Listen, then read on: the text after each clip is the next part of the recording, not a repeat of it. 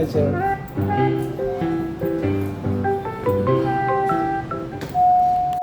Hala, alas 5 na naman pala. Shh! Shh! Hoy! Oo. May kukwento ako sa'yo. Labasan na naman. Alas 5 na. At alam mo ba, pagdating mo sa bahay, ganito mo dadat na ng iyong asawa. Maganda sana kung may pa-I love you siya. Subalit madalas, ganito ang bungad niya. Ano ba? Nakakapagod na. Maglinis ng bahay, mag-alaga ng bata, maglaba. Pero, pag magsusweldo na, ito ang napakaganda. Ang sasabihin niya, ay mahal, kumusta? Mukhang pagod na pagod ka.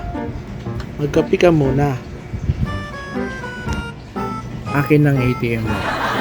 Mukhang walang pangamba.